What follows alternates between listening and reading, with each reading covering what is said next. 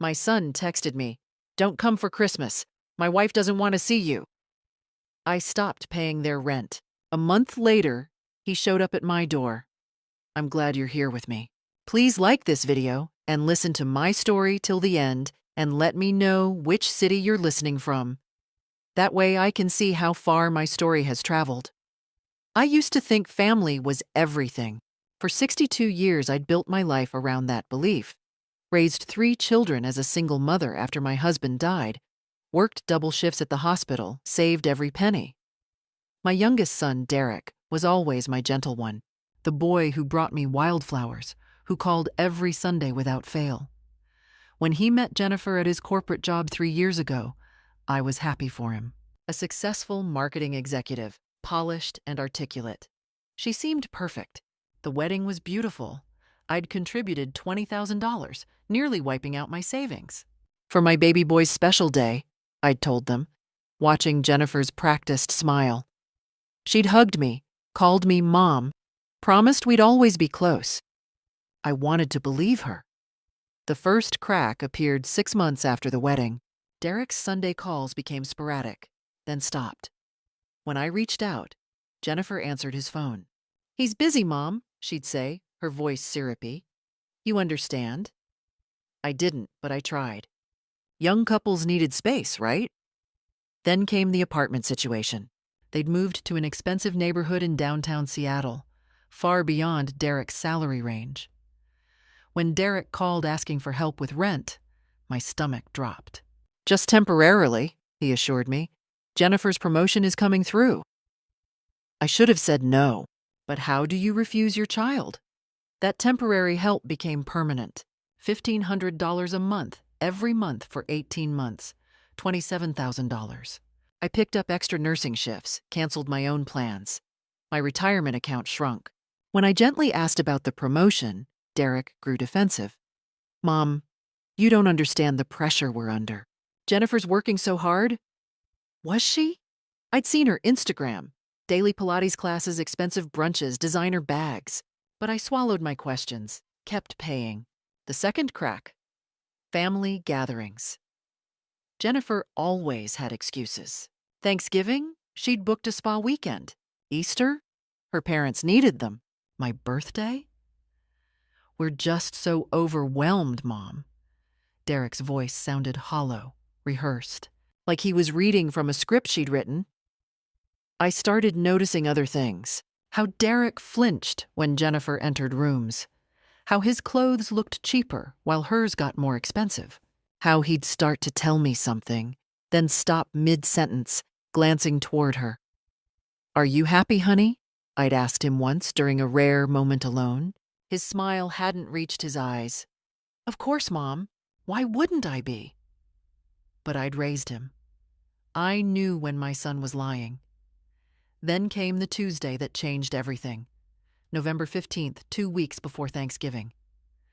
I was preparing my famous pumpkin pie recipe, Derek's favorite since childhood, when my phone buzzed, a text message from Derek.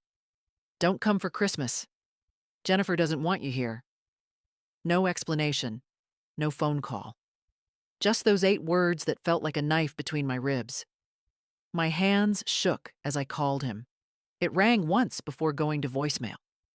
I tried again. Same thing. She'd made him block me. I sat at my kitchen table, the same table where I'd fed him breakfast before school, helped with homework, celebrated his college acceptance, and felt something inside me crack wider. Not sadness. Not anymore. Anger. Cold, crystalline anger. I pulled up my banking app and stared at the automatic payment scheduled for December 1st. $1,500. Payment number 19. I thought about all those shifts. My aching feet, missed holidays, the retirement I was supposed to be enjoying. For what? To be discarded like trash? To be blocked by my own son? My finger hovered over the cancel payment button. How had it come to this? When had my generous son become this stranger who let his wife dictate who deserved basic respect? When had I become so desperate for his love that I'd funded my own exclusion from his life? I thought about calling again, begging, explaining that I just wanted to see him, that I missed him, that family should mean something. But I'd done enough begging. I pressed cancel. Then I canceled the automatic payment entirely. If Jennifer wanted to isolate my son, she could do it without my money. If Derek wanted to choose her over his mother, over the woman who'd sacrificed everything for him, he could face the consequences of that choice. My phone buzzed again. Another text from Derek's number, but I knew it wasn't him writing. "We need to talk about boundaries. You're too involved in our lives." I laughed, a bitter, broken sound in my empty kitchen. Too involved? I was paying their rent. Not anymore. The first night after canceling the payment, I couldn't sleep. I lay in bed staring at the ceiling, my mind racing through calculations I should have done months ago. $27,000. $27,000 that could have been my new roof, the one that leaked every time it rained. That could have been the hip replacement my doctor recommended. That could have been visiting my daughter in Arizona, meeting my other grandchildren more than once a year. Instead, it had funded Jennifer's lifestyle while she systematically erased me from my son's life. I got up at 3 a.m. and spread my bank statements across the dining table. The evidence was worse than I'd thought. Beyond the rent, there were emergency transfers, $800 for car repairs that I now suspected never happened, $1,200 for medical bills when Derek's insurance should have covered everything, $600 for work clothes for Jennifer's important meetings, $37,000 total. My hands trembled as I highlighted each transaction. I'd been so stupid, so desperate to stay connected to my son that I'd let them bleed me dry. But this wasn't just about money anymore. This was about what Jennifer had done to Derek, turning my kind, thoughtful boy into someone who could send that text message without even a phone call. That's when the fear crept in. What if Derek never spoke to me again? What if I lost him forever? He was my son, my baby. Despite everything, I loved him. But love without respect was just enabling, and I'd enabled this situation long enough. By sunrise, I'd made my decision. I wasn't going to beg. I wasn't going to apologize for stopping payments I should never have started. I was going to document everything, prepare for whatever came next, and, most importantly, I was going to find out exactly what Jennifer had been doing with my money. The first step was easy. I called my bank and requested detailed transaction records for the past 2 years. "I need everything," I told the representative. "Dates, amounts, notation fields. I'm building a case." "A case?" she asked carefully. "Family matter," I said, my voice steadier than I felt. "I need to protect my assets." While waiting for the records, I did something I wasn't proud of but couldn't avoid. I logged into Derek's old email account, the one he'd set up in high school and probably forgotten about, but that still forwarded copies of his financial alerts. I'd set it up years ago to help him track his student loans, and he'd never changed the password. What I found made my blood run cold. Credit card bills. Thousands of dollars charged to cards I didn't even know existed. Luxury retailers, high-end restaurants, spa packages, all under Derek's name, but the billing address was their apartment, the apartment I was paying for. And the payment history? Minimum payments, barely keeping them afloat. They weren't just living beyond their means. They were drowning in debt. My $1,500 a month wasn't helping them get ahead. It was barely keeping them from going under. And Jennifer, based on the merchant names, was spending like she had unlimited funds. My son was in financial ruin, and I'd been unknowingly funding the woman who'd orchestrated it. I screenshot everything, created a folder on my computer. Derek, financial documentation. Backed it up to a flash drive. This wasn't paranoia. This was preparation. That afternoon, I called my friend Margaret, who'd gone through a messy situation with her own daughter-in-law years ago. I need advice, I told her, my voice cracking slightly. Not emotional advice. Practical advice. Margaret didn't sugarcoat it. Document everything, every text, every payment, every interaction. If this gets ugly, and it probably will, you need evidence. And Rita, you need to accept that Derek might hate you for this. He might choose her. I know, I whispered. But here's what you need to understand. If you don't act now, you'll lose him anyway. He'll just take your money while he goes down. Sometimes the hardest thing a mother can do is let her child face consequences. After we hung up, I drafted a careful text message to Derek. I love you. I will always love you, but I can't continue the current financial arrangement. The December payment has been canceled. If you want to talk, I'm here. But I won't communicate through Jennifer anymore. This is between us. Mom. I read it 50 times before sending. His response came 3 hours later. You're really doing this before Christmas? My heart broke a little, but I typed back, You really uninvited your mother to Christmas via text? No response. The silence was answer enough. I sat in my kitchen, the winter sun setting early, and realized I'd just crossed a line. There was no going back now. Either Derek would wake up and see what Jennifer was doing, or I'd lose him completely. But at least I'd stop losing myself. 3 days after I sent that text, I made an appointment with an attorney. Not because I wanted to sue my own son. God, the thought made me sick. But because I needed to understand my legal position. What if they tried to claim I'd promised them money indefinitely? What if Jennifer convinced Derek to take legal action against me? I chose Patricia Hendricks from the recommendations Margaret gave me. Her office was modest but professional, and she listened without judgment as I laid out everything. The payments, the texts, the credit card debt I'd discovered. Do you have any written agreements about this money? Patricia asked, her pen poised over her notepad. No, it was family help, verbal only.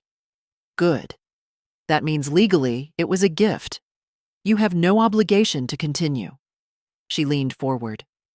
But Rita, I need to ask, are you prepared for them to fight back?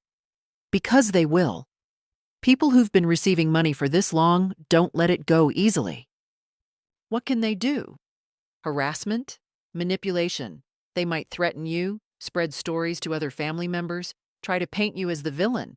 Your son might say terrible things to you. Can you handle that? Could I?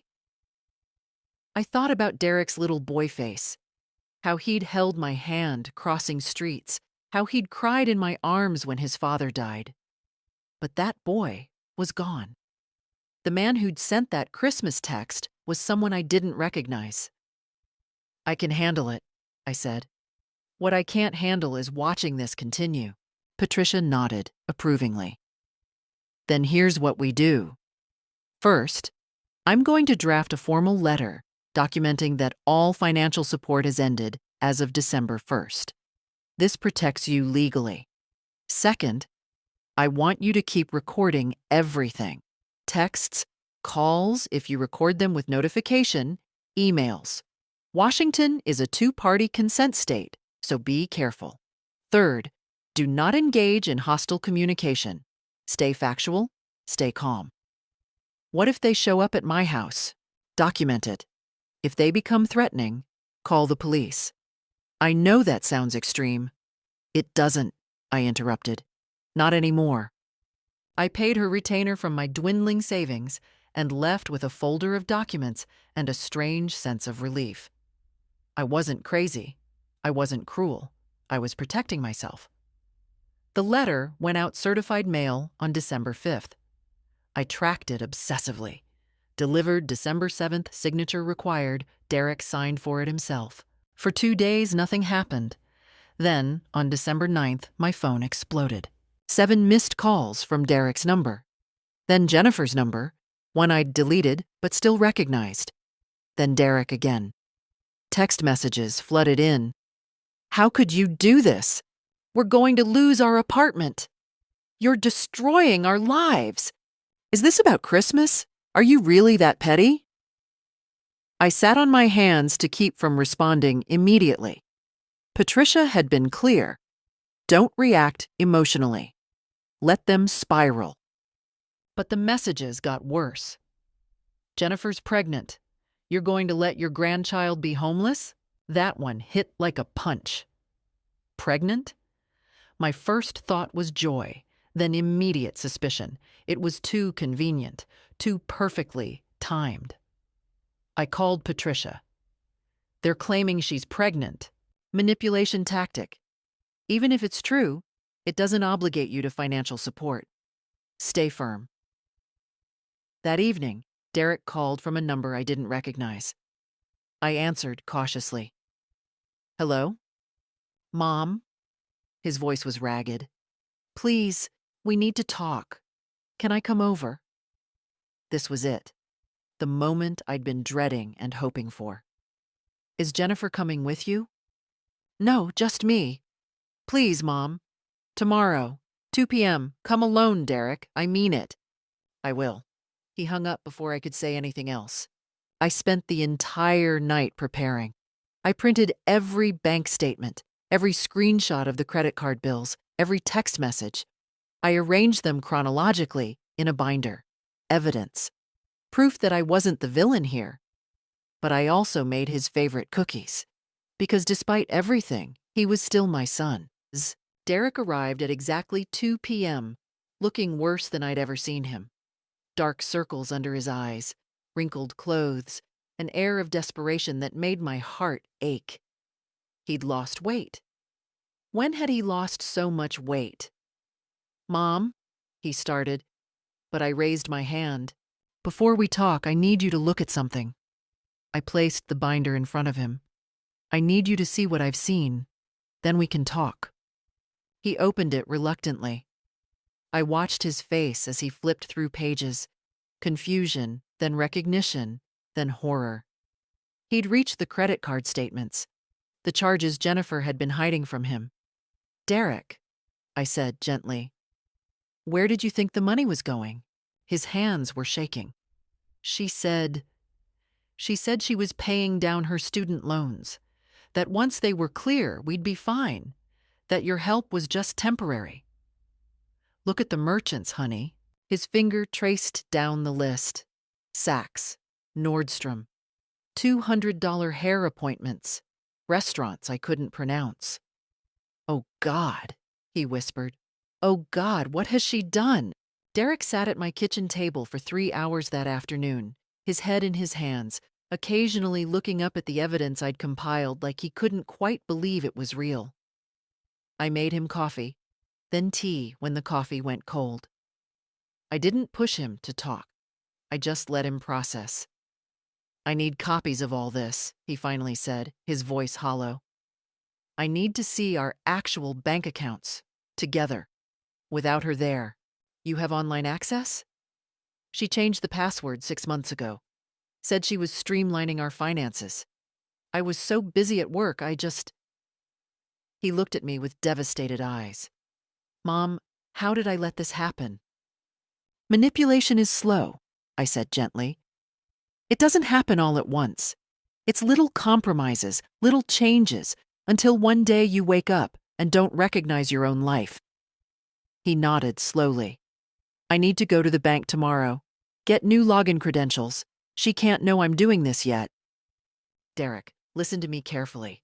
If she's been hiding this much, you need to protect yourself legally. Talk to a lawyer before you confront her. Confront her? He laughed bitterly. I have to divorce her, Mom. I have to... God, how did I marry someone like this? We talked until sunset. I fed him dinner. Real food. Not the takeout containers I suspected filled his life now. He told me everything. How Jennifer had slowly isolated him from friends, always with reasonable excuses. How she'd convinced him I was overbearing and controlling. How every time he questioned an expense, she'd cry or get angry or make him feel like he was attacking her during a difficult time. "And the pregnancy?" I had to ask. His jaw tightened. "There is no pregnancy. There hasn't been. We haven't been intimate in 4 months, Mom. She just knew that would make you feel guilty." The manipulation was even worse than I'd thought. Derek left at 8 p.m. with copies of everything, a plan to visit the bank, and the number for Patricia Hendricks. He hugged me at the door. Really hugged me. Not the stiff, obligatory embraces of the past 2 years. "I'm sorry, Mom," he whispered. "I'm so sorry. We'll fix this," I promised. "Together." But I'd underestimated Jennifer. 2 days later, she appeared at my door. I opened it to find her perfectly made-up designer purse over her shoulder, her smile sharp as broken glass. "Rita, we need to talk." "I have nothing to say to you, Jennifer." "Oh, I think you do." She pushed past me into my house, and turned to face me. "Derek told me about your little evidence collection. Very resourceful. But here's what you don't understand. If you pursue this, if you turn my husband against me, I will destroy you." My heart hammered, but I kept my voice steady. "Get out of my house." "Not until you understand the situation. I have texts from Derek saying terrible things about you. I have recordings of him complaining about how demanding you are. I'll make sure every member of your family knows what a controlling, manipulative mother you are. Your daughter, your other grandchildren, they'll never want to see you again. Those recordings would be illegal in Washington state without consent." Her smile faltered slightly. "You've been talking to lawyers. How clever. But Rita, lawyers cost money. Can you really afford a legal battle? You're already so financially strained from being such a generous mother." The mockery in her voice made my blood boil, but I thought of Patricia's advice. Stay calm. Stay factual. "Jennifer, you have 30 seconds to leave my house before I call the police. And tell them what? That your daughter-in-law came to talk. Please." But she was moving toward the door. "Derek won't leave me. Even if he sees those records, even if he knows everything. He won't leave. He's too weak. He needs someone to make decisions for him. That's what you never understood about your precious son. He's pathetic. Get out." She left, her heels clicking on my porch, but turned back at her car. "Oh, and Rita? That $1,500 a month? Consider it back rent for all the years you tried to control Derek's life. We earned every penny." I closed the door and locked it, my hands shaking. Then I immediately called Derek. "She was just here. She threatened me." "What?" "Mom, I'm coming over." "No, stay where you are. I'm fine. But Derek, she's dangerous. You need to move faster on this." "I met with your lawyer today. She's drawing up separation papers. Mom, I'm moving out this weekend. Can I stay with you for a while?" "Always, honey. Always." After Derek hung up, I poured myself a rare glass of wine and sat in the silence of my home. My hands were still trembling slightly. Jennifer's words echoed. "He's pathetic. We earned every penny." But she'd made a mistake. She'd shown her true face, and she'd done it in a moment of panic, which meant Derek's actions were working. She was scared. Good. I took the next 3 days off from work, something I never did. I needed to rest, to prepare emotionally for what was coming. I gardened, read books, took long baths. I called my daughter in Arizona and told her everything. She was appalled, but supportive. "Mom, I'm proud of you," she said. That took courage. Courage. I'd never thought of it that way. But maybe standing up to your own child's terrible choices was the hardest kind of courage there was. By the time Derek showed up on Saturday morning with 2 suitcases and a broken expression, I was ready. Derek moved into my guest room on Saturday afternoon. Watching him unpack his meager belongings, she'd kept everything else, he said, to avoid a scene broke my heart. This was my son who'd once had his own apartment, his own life, his own confidence. Now he was starting over at 34 with 2 suitcases and a broken marriage. But he was safe. That's what mattered. The first few days were quiet. Derek went to work, came home exhausted, and we'd eat dinner together like we used to when he was young. He didn't talk much about Jennifer, but I could see him processing, slowly emerging from the fog she'd kept him in. Then, on Wednesday evening, Jennifer started her campaign. It began with text messages to Derek's phone, which he'd shown me because we'd agreed on complete transparency. "Baby, I miss you. Please come home. I know your mom is poisoning you against me. I'm sorry about the credit cards. I have a shopping addiction. I'll get help. I can't believe you're choosing her over your wife." Each message more manipulative than the last. Derek's jaw tightened as he read them, but he didn't respond. Patricia had advised him, no contact except through lawyers. But Jennifer wasn't done. On Thursday, she called me from a blocked number. I'd been expecting it and recorded the call with the automated notification that Washington law required.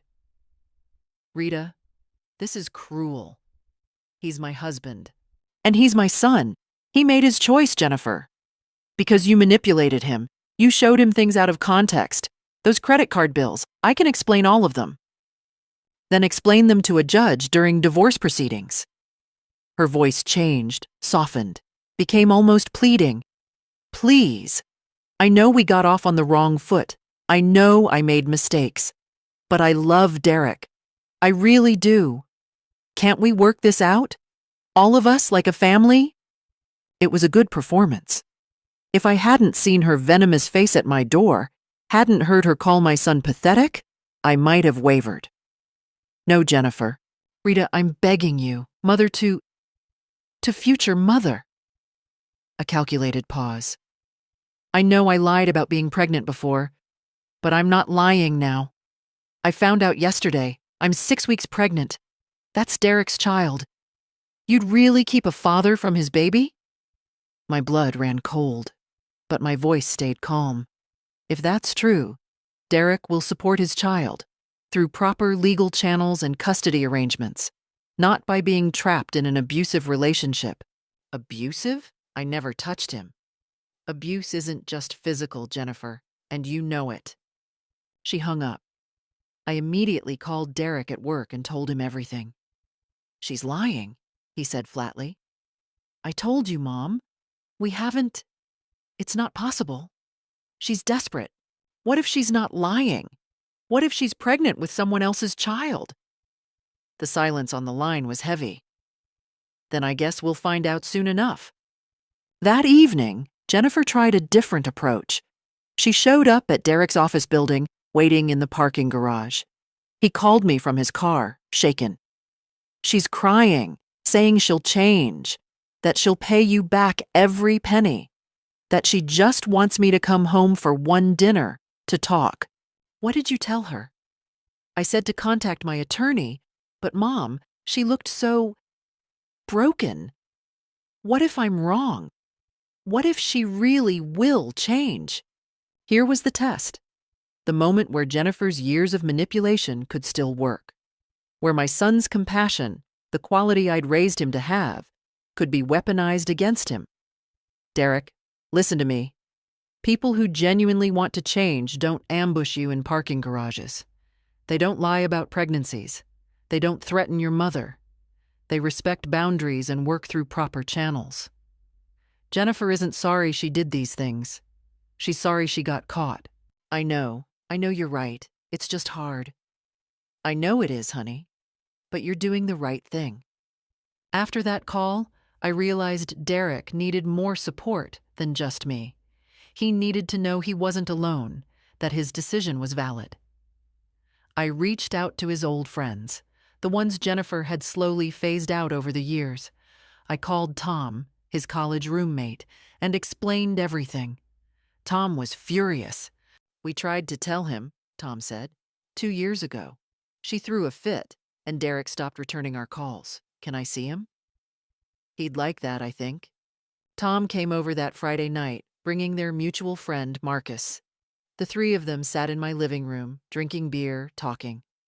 I heard Derek laugh, really laugh, for the first time in months.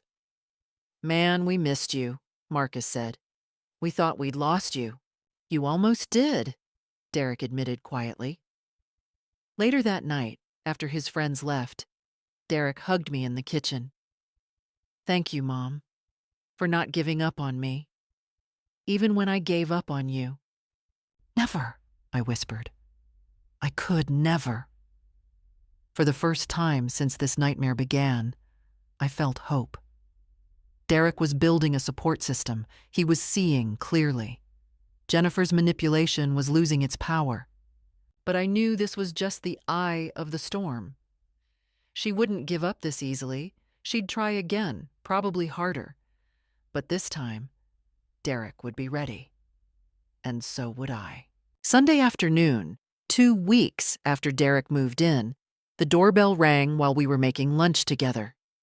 I looked through the peephole and froze. Jennifer stood on my porch, but she wasn't alone. A middle-aged woman stood beside her, well-dressed, carrying a casserole dish, smiling warmly. Jennifer's mother. Derek, I called. Your mother-in-law is here with Jennifer. His face went white. I'm not talking to her. I know. Stay here. I opened the door but kept the screen locked. Hello, Jennifer. Mrs. Patterson. Jennifer's mother, Carol, stepped forward with her practiced smile.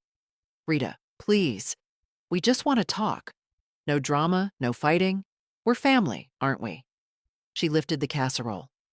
I brought lunch. Can we come in? Every instinct screamed no, but I was curious. What was Jennifer's strategy now? You can come in, Carol. Jennifer stays on the porch. Rita, that's hardly... Carol began. Those are my terms. Jennifer's mask slipped for a moment, a flash of rage, then smoothed again. It's fine, Mom. Go ahead. I'll wait out here. Red flag. She was letting her mother do the manipulation. I opened the door for Carol, watching Jennifer carefully as she settled onto my porch chair, pulling out her phone with exaggerated patience. Carol set the casserole on my counter with the familiarity of someone who belonged, which immediately irritated me. Rita, Derek, thank you for seeing me. I know this situation has become complicated. Complicated, Derek repeated flatly. Is that what we're calling fraud and manipulation now? Carol's smile stiffened. Derek, honey, I think there's been some misunderstanding. Jennifer made some mistakes with money, yes, but marriages go through rough patches. You work through them. You don't just abandon your wife because things get difficult. She stole from my mother, Derek said. $37,000. Stole? That's a strong word. Your mother gave that money willingly. Jennifer may have mismanaged it. May have, I interrupted. Carol, I showed Derek the credit card statements, the luxury purchases, the spa treatments, the shopping sprees, all while they were supposedly struggling with bills. Carol waved her hand dismissively. Jennifer has always liked nice things. Is that a crime? She works hard. She deserves to treat herself. And Rita, with all due respect, you offered that money. No one forced you. The gaslighting was masterful. Make me doubt my own reality, my own generosity twisted into obligation. I offered temporary help, I said carefully, not permanent funding for a lifestyle she couldn't afford. But that's what mothers do, isn't it? Carol's smile was sharp now. We help our children. We support them through difficult times. Unless, she turned to Derek, unless we're using money to control them, to make them dependent on us, to keep them from their wives. That's not what happened, Derek said, but I heard the doubt creeping into his voice. Years of Jennifer's conditioning, reinforced now by her mother. Carol stood, moving to Derek, placing a maternal hand on his shoulder. Honey, I know your mother means well, but has she always been a bit much? Always in your business? Jennifer told me how Rita used to call you multiple times a day, how she'd get upset if you didn't visit enough. That's not healthy, Derek. That's a lie, I said coldly. Derek called me before Jennifer isolated him. Isolated? Carol laughed. Or maybe he naturally grew apart from an overbearing mother? Darling, I've seen this pattern before. Mothers who can't let go, who sabotage their sons' marriages because they're jealous of being replaced. Is that what this is really about, Rita? You couldn't stand that Derek chose Jennifer over you? The psychological manipulation was breathtaking. Every truth inverted, every action reframed. And I could see it working on Derek, just slightly. The old conditioning making him question himself. No, I said firmly. This is about financial abuse and manipulation. This is about Jennifer lying, stealing, and systematically destroying Derek's life. And you, Carol, knew about it. You raised her. You taught her these tactics. Carol's mask finally dropped. Her eyes went cold. You self-righteous bitch. You think you're so superior with your martyr routine? You think Derek will choose you? He won't. He'll crawl back to Jennifer within a month because he can't function without someone taking care of him. You ruined him, raising him to be weak. Jennifer was trying to fix your mistakes. Get out, Derek said quietly, standing. Get out of my mother's house. Derek, now! His voice cracked with fury. You come here pretending to make peace and you insult my mother? You defend Jennifer stealing from us? Get out! Carol grabbed her purse, her composure shattered. You'll regret this, both of you. Jennifer has lawyers too, and evidence of Rita's controlling behavior. We'll take everything in the divorce, every penny Derek has. You'll both be sorry. She stormed out. Through the window, I watched her grab Jennifer's arm and practically drag her to the car. Jennifer looked back at my house, and the expression on her face was pure hatred. Not sadness, not love, just cold, calculating hatred. After they left, Derek sank onto the couch, his head in his hands. She almost had me, Mom. For a second there, I almost believed I was the problem. I sat beside him, my own hands shaking. That's what they do, honey.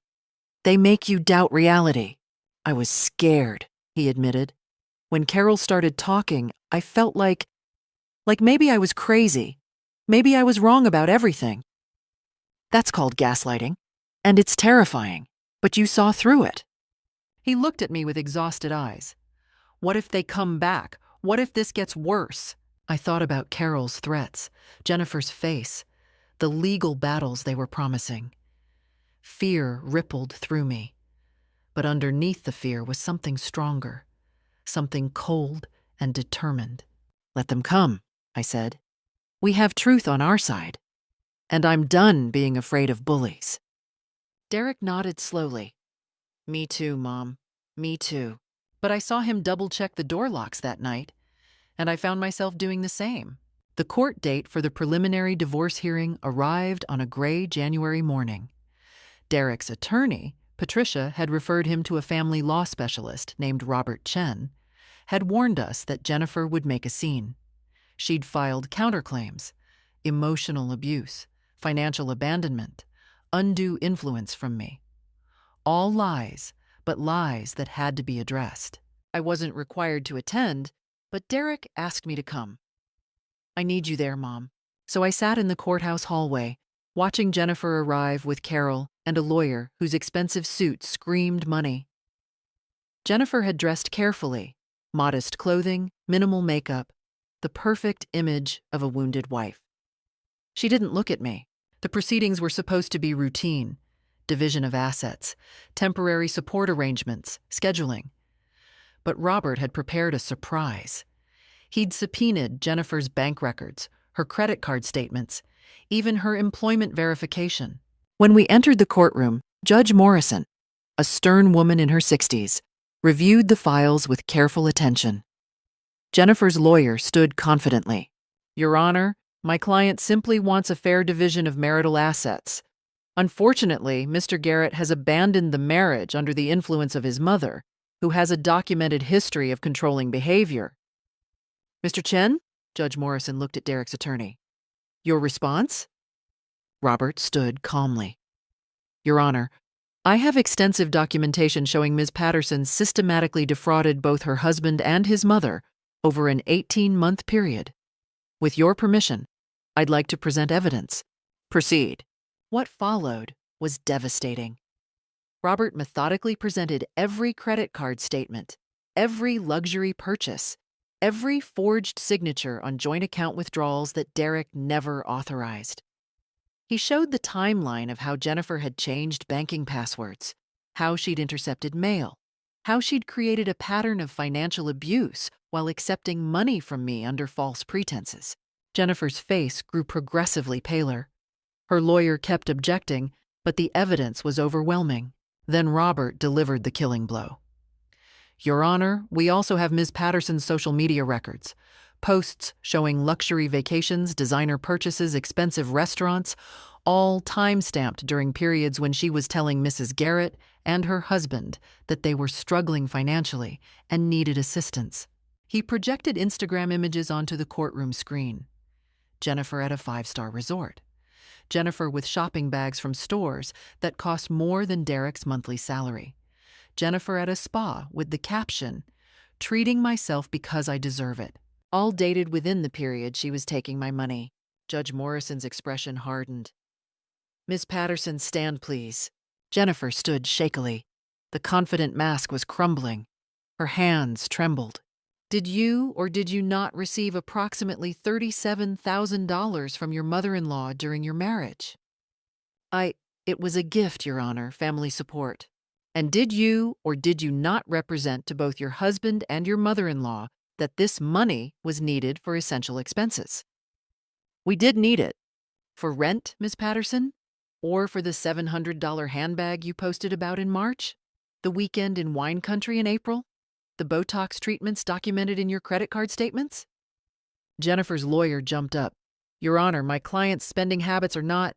Your client's spending habits are precisely relevant when she solicited money under false pretenses. Sit down, counselor.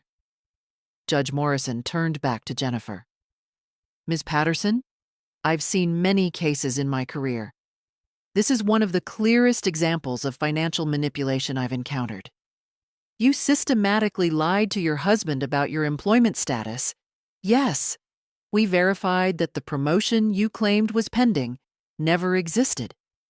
You lied about your debt. You lied about your needs, and you financially abused both your husband and his mother. Your Honor, Jennifer's voice cracked. She looked at Carol desperately, but even Carol seemed speechless. Furthermore, Judge Morrison continued, the evidence shows you deliberately isolated Mr. Garrett from his family, controlled his access to marital finances, and when confronted, engaged in harassment and threats. I'm granting Mr. Garrett's petition for divorce.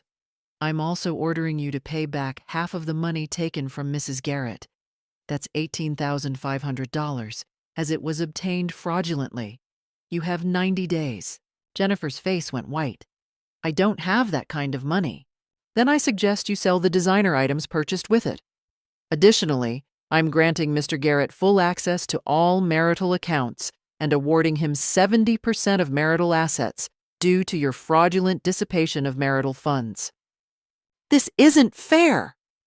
Jennifer's composure finally shattered completely. He abandoned me. His mother poisoned him against me. You can't! Ms. Patterson, I suggest you stop talking before I hold you in contempt. Judge Morrison's voice was ice. This court recognizes financial abuse as domestic violence. You engaged in a calculated pattern of exploitation. You're fortunate Mr. Garrett isn't pressing criminal charges for fraud. Jennifer turned to Derek, tears streaming now. Real tears, not manipulative ones. Tears of rage and defeat. You bastard! You spineless, pathetic mama's boy! I gave you 3 years of my life.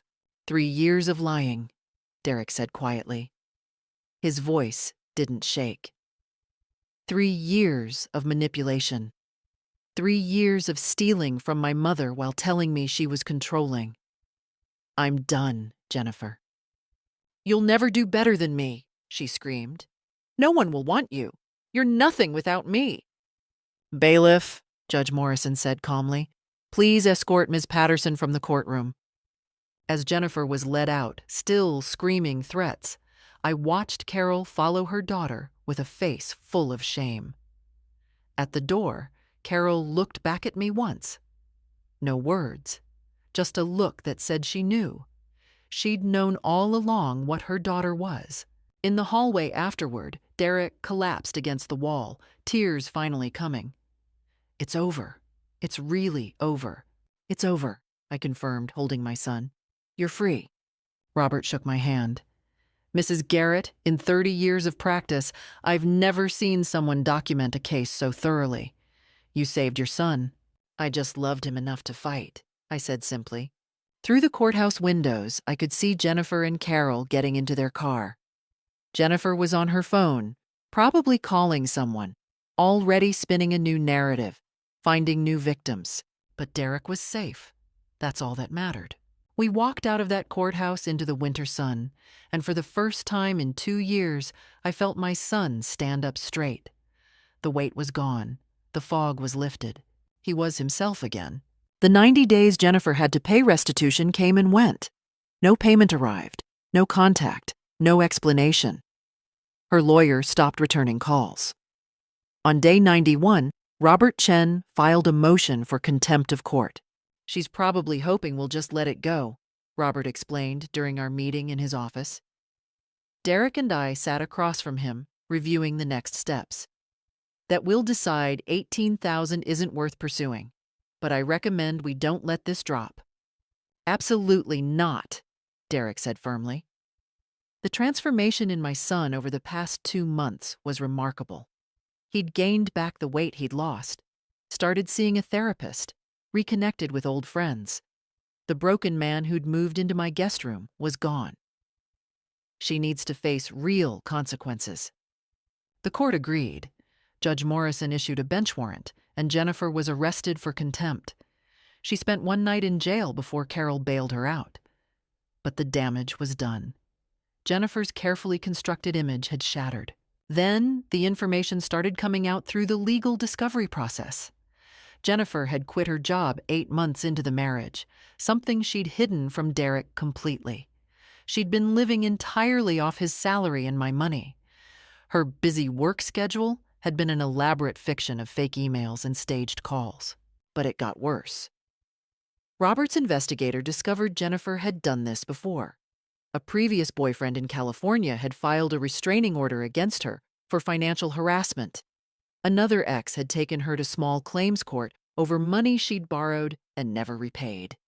Jennifer Patterson wasn't just a bad wife. She was a professional con artist who targeted kind, successful men.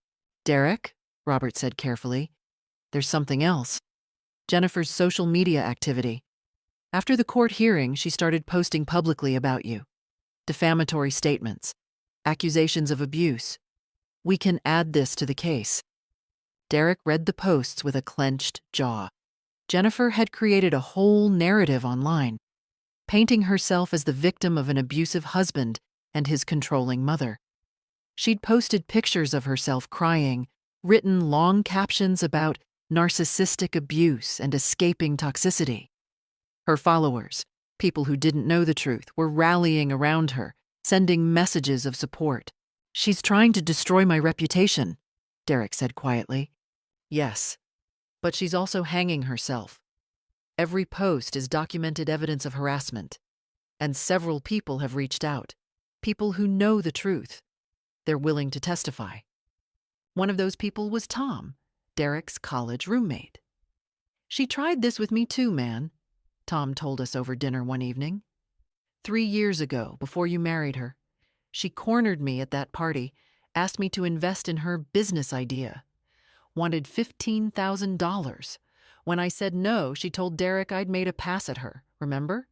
That's why we stopped talking for a while. Derek's face went white. I thought. She said you were inappropriate. I believed her.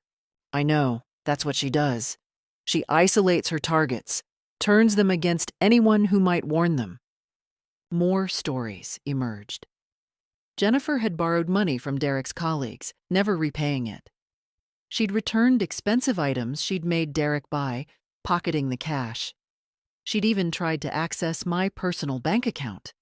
The bank caught it and flagged it as potential fraud, but I hadn't known until now that she'd been the one attempting it. The pattern was undeniable. Jennifer wasn't just a manipulative spouse. She was a predator.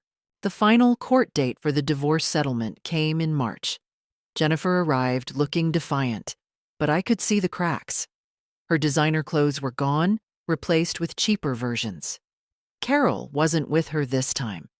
Apparently, even Jennifer's mother had reached her limit after learning the full extent of the lies. Judge Morrison reviewed the evidence of Jennifer's continued harassment and her failure to pay restitution. Ms. Patterson, you were given an opportunity to make this right. Instead, you've engaged in a campaign of defamation and harassment. I'm increasing the financial penalty to the full $37,000, plus legal fees. Additionally, I'm granting a restraining order. You are to have no contact with Mr. Garrett or Mrs. Garrett for a period of 5 years. Violation will result in immediate arrest. Jennifer's lawyer tried to object, but even he looked defeated. Your Honor, my client doesn't have the means. Then she can sell her belongings, get a job, and make payments.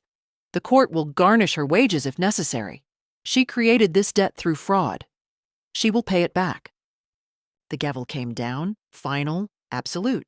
Jennifer stood frozen for a moment, then turned to look at Derek and me. The hatred in her eyes was pure, but underneath it, I saw something else. Defeat. She'd lost everything. Her marriage, her reputation, her financial scheme, her freedom to harass us. I hope you're happy, she said bitterly. I'm at peace, Derek replied calmly. That's better than happy. As we left the courthouse, Robert shook our hands. The divorce is final. The restraining order is in effect. And Mrs. Garrett, you'll start receiving restitution payments within 60 days. They'll be automatically garnished from any employment she gets. This is as complete a victory as I've ever seen. Outside, Derek turned to me, tears in his eyes. Thank you, Mom. Thank you for not giving up on me, for seeing what I couldn't see, for being strong enough to fight when I was too weak. I hugged my son tightly. That's what mothers do, honey. We protect our children, even from their own mistakes. That evening, we went to dinner with my daughter who'd flown in from Arizona for the final hearing. We celebrated, not Jennifer's defeat, but Derek's freedom, his return to himself. To new beginnings, my daughter toasted. To family, Derek added, looking at me. Real family. I raised my glass, feeling lighter than I had in years. The nightmare was over. Justice had been served, and my son was home. Not in my house. He'd found his own apartment, was rebuilding his life independently, but home in the way that mattered. Back to himself, back to trust, back to the good man I'd raised him to be. Jennifer Patterson was someone else's problem now, or more accurately, she was her own problem, and she'd have 5 years of court-ordered payments to think about what she'd done. As for us, we were finally, truly free. 6 months after the divorce finalized, Derek's life had transformed completely. He'd been promoted at work, moved into a beautiful 1-bedroom apartment downtown, and furnished it with items he chose himself. No expensive nonsense, just comfortable, genuine things that reflected who he actually was. He'd started dating Sarah, a teacher he'd met through Tom. She was kind, financially independent, and encouraged his relationships with family and friends. The first time she came to my house for dinner, she brought flowers and asked genuine questions about my nursing career. No performance, no manipulation, just authentic warmth. Derek had also started therapy, working through the psychological damage. I'm learning about coercive control, he explained. I'm sorry I let her turn me against you. You were a victim, honey. Victims have nothing to apologize for. The restitution payments arrived like clockwork, $300 a month garnished from Jennifer's wages. I used the first payment to fix my roof. With each subsequent payment, I did something for myself, things I'd deferred for years. You look 10 years younger, Margaret told me during our weekend trip to the coast. She was right. Reclaiming my life had reversed the aging that stress had caused. Meanwhile, I heard about Jennifer's spiraling decline. She'd been evicted from the expensive apartment, moved back in with Carol, but that lasted only 3 months before Carol threw her out after discovering Jennifer had stolen her credit card information. Jennifer's social media presence had become bitter rants about injustice. Her follower count dropped by 80%. The man she'd started dating after the divorce had dumped her when he discovered the restraining order. Without access to victims, Jennifer's life collapsed. She cycled through jobs, unable to keep any position. The woman who'd once presented herself as a high-powered executive was working retail, living in a studio apartment, facing years of garnished wages. Jennifer even attempted to file a lawsuit against me for emotional distress. It was immediately dismissed, and the judge sanctioned her, adding another $1,000 to her debts. But the sweetest victory wasn't Jennifer's downfall. It was watching Derek thrive. It was Sunday dinners filled with laughter. That fall, Derek proposed to Sarah on the beach where we'd scattered his father's ashes. She's nothing like Jennifer, he said. She's real, Mom. Everything is real. That Christmas, the holiday Jennifer had used to hurt me 2 years before, we all gathered at my house. My house was full of noise and love and genuine joy. As we took a family photo, Derek's arm around my shoulder, I thought about how close we'd come to losing this. But we'd fought back, we'd stood firm, and we'd won. Not just in court, in life. So that's my story. A mother who almost lost her son to a con artist, who had to choose between keeping peace and doing what was right. I learned that love sometimes means saying no. That boundaries aren't cruel, they're essential. That financial abuse is real abuse. And that standing up to your own child's terrible choices is one of the hardest, most necessary things a parent can do. If someone in your life is being manipulated, isolated, or financially exploited, don't stay silent. Document everything, set boundaries. Be the voice of reality when they can't see clearly. Sometimes the most loving thing you can do is refuse to enable destruction. What would you have done in my situation? Would you have cut off the money? Would you have fought for your child? Share your thoughts in the comments. Subscribe for more real stories about family, survival, and the courage to stand up for what's right. Thank you for listening. Remember, you teach people how to treat you. Don't let anyone, not even family, abuse your kindness.